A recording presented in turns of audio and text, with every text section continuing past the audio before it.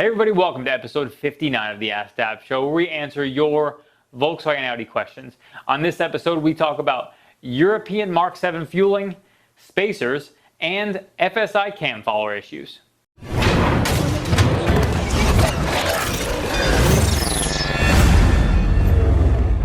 Nader Patrick via Instagram says, I have a 2007 GTI DSG.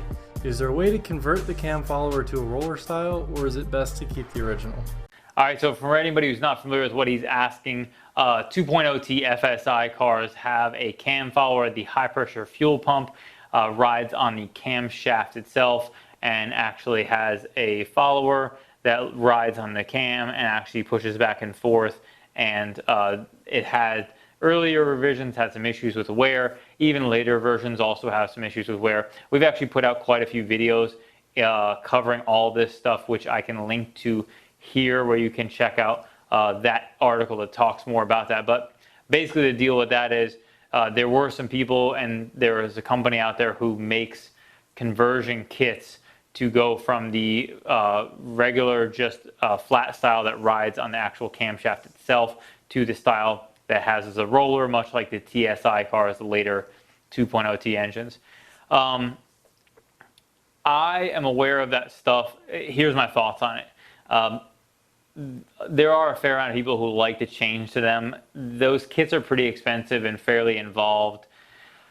In my opinion, it's not worth it. The followers are fairly inexpensive. You know what I'm talking about? I think we offer two different versions, the ENA version, and then we also offer the factory version. One of them is like 25-ish, $30. The other one's $45-ish dollars. So, but I think those roller kits, and don't quote me on this, I think they're in the $400 to $600 range. So you can buy a heck of a lot of cam followers for the cost of what you would do. And you could, I mean, God, you could replace one every oil change and come out ahead, depending on how many miles you plan on keeping the car and all that stuff. So for that reason, I actually recommend not doing them. But, for some people, they want peace of mind. And if going that direction is what, makes you feel good about owning the vehicle, then maybe it's the right choice for you. But when it comes to modifying cars, I think there's maybe better places to spend the money for either more power or maintenance stuff or whatever. So that's my personal thoughts on it. And yeah, hopefully that helps you make a decision. GTI 615 via VW Vortex says, I'm thinking about spacers for my Mark 7 GTI. I'm currently running Watkins Glen wheels in my Mark 7 and would like to make them more flush. I would like to know if there's any disadvantages to using spacers, tire wear, ride comfort, warranty implications, etc. And what setup would best serve me? I'm mostly concerned with tire wear and ride comfort. All right, so spacers. Spacers is definitely a subject that is a lot more complicated than it seems. Obviously, for anybody who's not familiar with what spacers are, basically you put a piece of metal between the wheel that's on the vehicle and the hub of the vehicle to push the wheel further out so that it's not so sunk in. A lot of cars, especially Mark 7s, have a tendency, just based on the factory fitment, the wheels are really sunken in, and a lot of people like to put spacers on there. Most people Mark 7s either like 10 in the front, 15 in the back, or 15 in the front and 20 in the back. There's a couple different options for you. So I'll put a link to our Mark 7 spacers here where you can check out your options. But let's cover a few details about spacers. So obviously we have here a spacer. This one specifically is made by H&R. We offer two different spacers, H&Rs, and then we also offer spooling. H&Rs are going to be always great quality and probably the top tier quality. They also are the top tier price. There's a couple different things that make spacers different, and not all of them created equal, which is what potentially you've probably heard nightmare stories about people having vibration issues or fitment issues or different things like that. So first is going to be how they're made and what vehicles they're made for. A lot of the cheapo spacers are intended for generic use, and so a lot of them aren't hub-centric here on the inside of the spacer to match up with your vehicle. So it might, if they have some space to move around, that would allow some movement and potentially vibration at higher speeds. Same also goes for this outer edge. If they are also not hub-centric, specific to the wheel size, 57.1 is what you would find on pretty much all VW models. And some Audis, Audis either use 57.1 or I think 66.6 for their hubs. So this also not being machined specifically for your application also would potentially create potential vibration issues. And then we get into bolts. So bolts is another variable. I'm not sure how well this is going to show up on camera, but if you take a look here, we have two different H&R bolts side by side. One of them, this one has a ball seat. This one uses a cone seat. I'll flash some pictures of them side by side here on the screen so you can check out the specifics of side by side. But essentially, this actually is the mating surface of the wheel. So depending on how the wheel is manufactured is going to determine what bolts you need to use in your vehicle. So if you're using factory wheels, pretty much all VW and Audis are going to use a ball seat like this. And the reason why it's a ball is obviously because it's shaped like half of a ball. And then the cone seat is a tapered towards a cone shape. Cones are usually going to be aftermarket. Ball seats are pretty much generally always going to be factory wheels. You know, obviously there may be some exceptions to that, but that's a general rule of thumb. So as long as you're using the proper stuff, a quality brand, and the right stuff, you're going to be okay. And I'm sure there's people who could argue and say that spacers force the wheels further out away from the vehicle and potentially compromises the suspension geometry of how it was early set up. You know, maybe that's true. I would say in general application, that's not going to be the case. You're not going to have anything to worry about. As long as you're using quality spacers, quality bolts, and the right stuff intended for the application of your vehicle, your spacers are perfectly fine, and you shouldn't have any vibration issues if that's the case. Gregory Willingham via shopdap.com says, my daughter has a 2009 Beetle and the wiring harness for the ignition coil needs replacing. Where is a good place to find an inexpensive replacement wiring harness due to living on a fixed budget? Okay, Gregory, so what the issue you're having is actually the electrical connector that goes onto the ignition coil is damaged in some way. I'm not sure specifically what the problem is. Most often what people end up doing is actually breaking. There's a tab on the connector that you push on to release the mechanism to pull the ignition coil connector off. A lot of people honestly will push too hard on that because they have trouble. The connectors get dirt in them and don't come off real smoothly after a while. And people push too hard and end up just snapping that piece off. So most often that's actually what happens. If that's not what has happened, I'm not sure what your circumstance is. So let me cover a few different options here. Ignition coil connectors. If a connector is broken, you can buy a factory connector. You would need wire terminal removal tools, and you would actually take the pins out and then swap them into a new connector. That is one option for you. And the most clean factory way to repair a broken connector.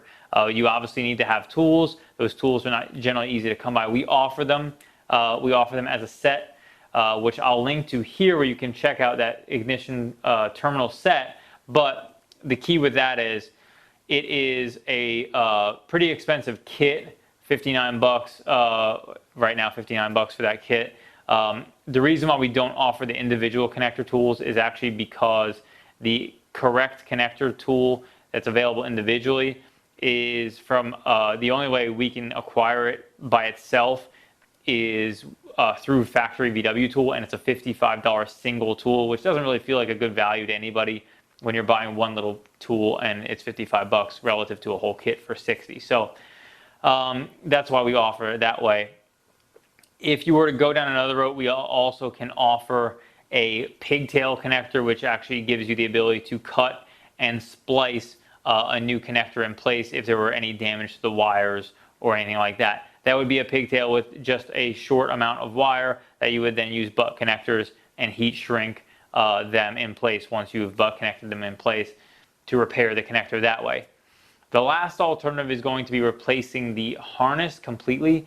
and that harness completely is going to be half of the wires that go to the ECM or engine control module. So that's a pretty extensive harness, because usually it has stuff like the fuel injectors on it, a bunch of other connectors in the engine compartment, let's say oil pressure, blah, blah, blah, a bunch of different connectors all around the engine compartment. And it would usually wrap from there, go down, around, up the frame rail, and into the ECM, which would be in the cowl on that car. So that's not cheap or easy to replace, so that's generally not the route that I recommend most people go.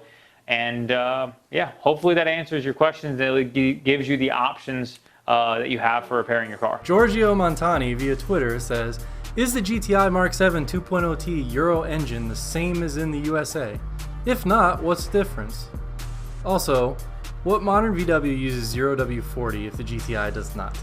All right, let's actually tackle the oil question first. So I think I covered oil in another question. I actually misspoke about the way I answered the question, so let me cover that. So VW recommends 2 oil weights in the manual on a Mark 7, either 530 or 540. 540 is what you would find at most dealers. But the important thing to note is to meet the factory spec is the most important part to keep your warranty. You can use it as long as it meets the 50200 spec. I believe you have to double check your manual just in case they make changes or anything, but that's generally the VW spec that is required for any model to maintain your warranty, because obviously if you're using the wrong oil on a car and you have a major engine failure and you don't use the right oil, that's not going to be covered under warranty. So that's the key. So there isn't really any, I'm sure there are plenty of 040 oils that actually meet that spec, but as far as I know, at least in the US, there is no recommended 040 oil that exists. That's as far as I've known pretty much in the history of VW. So maybe I'm wrong about that, maybe I'm not, I don't think so. I've never heard of that before. If Europe maybe has some different parameters that they go by, it's possible that in Europe they have that. But yeah, that's the US deal. About your questions about the European spec GTI. It is different, and mechanically I don't know specifically if it's different anyway. I would assume it's probably very similar. The main difference is on a Mark 7 in Europe versus the one here is that they use port injection as well as direct injection. So basically on those cars, and this is going to be the main variable for those engines, it's going to make them considerably different. In that car, on US cars, you have 4 fuel injectors. They go directly into each cylinder, where same place like a spark plug would go into the cylinder, it's direct injection. In Europe, the cars have port injection, which means there are in each cylinder, just like a direct injection car, there are fuel injectors, 4 of them. But there are, in addition to those, there are also 4 injectors in the intake manifold. I don't know how they're programmed to spray, if it's only like wide open throttle or if it's intended for keeping the valves clean or what specifically that's intended for, but that's basically the deal with those engines, which makes them pretty different, which is why people have asked me a million questions about that. And let me just cover a quick topic about that. This is kind of off topic, but related to that. There are lots of people who ask questions about buying the European spec fuel system because they want to upgrade to make sure that their either a big turbo car or their build that they're doing to make sure they can run E85 or something to that effect can handle the fuel volume it needs. And here's the problem with that. We can import you anything you want. Glad to help you do it. The problem is everybody who's asking these questions, they don't really know what they want. They just want the fuel system that comes from the European cars. The problem is it's more complicated than just that. And here's why. Because in a vehicle that has 8 fuel injectors, first of all, we don't know specifically what the fuel, it's going to have at least a few things different. Intake manifold is going to be different.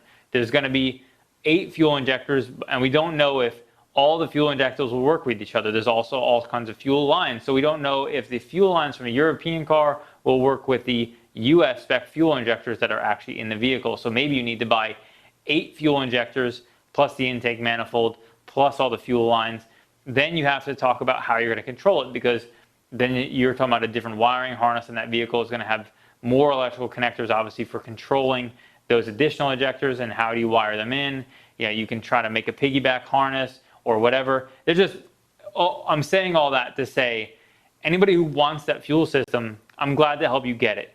But if you want it, you have to tell me specifically what you need so that you can determine even what you're going to get in the first place. Because what we generally get is somebody say, I want the whole fuel system, and that's just not something we can do, or even know specifically what you would need to make it work in your US spec car. So hopefully that answers your question. I know it's a little bit more in depth than what you had originally intended, but you know, that's how it goes.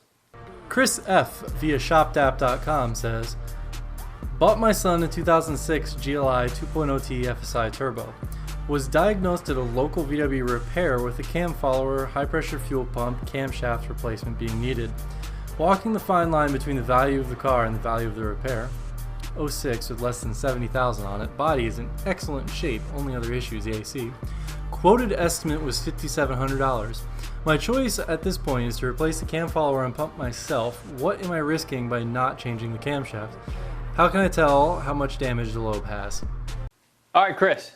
So we actually covered, obviously, earlier the discussion about the cam follower issues around FSIs. That's what he had, was a cam follower issue. I really wanted to answer this because I'm blown away that when you say $5,700, I have no idea what they're replacing for $5,700. I mean, an engine? I'm not clear specifically what's going on. If they're telling you that that's what it's going to cost to replace the cam follower, the camshaft, and the high pressure fuel pump, that is absurd. I reached out to some dealer techs just to make sure that I was calibrated right about labor time, because obviously we don't do repair work, to make sure that my thoughts on labor time were going to be in the right realm. He said that they charge about 7 hours labor for a job like that. So given your area, depends on where you live, let's say average of around $100 an hour, it's going to give or take probably a little bit more than that, 105, 110 depending on area for a labor rate, but we'll use 100 just for easy math.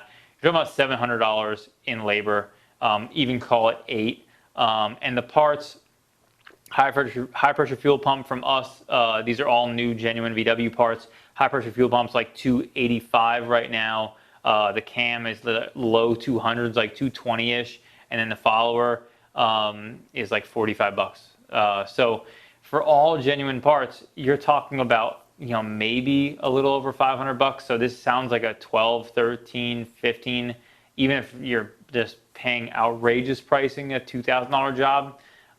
So I feel like there must be more to the story than that, and I would have them dig into that. But if there's not, then I would seriously consider taking it to somebody else and getting different quotes, because that number is absurd and you should never pay that much for that job. Thank you so much for watching episode 59 of the AskDAP show, where we answer your Volkswagen Audi questions. If you have any questions or comments about the questions answered in this show, be sure to leave in the comments below. If you like this video, be sure to give it a thumbs up and subscribe for more like it.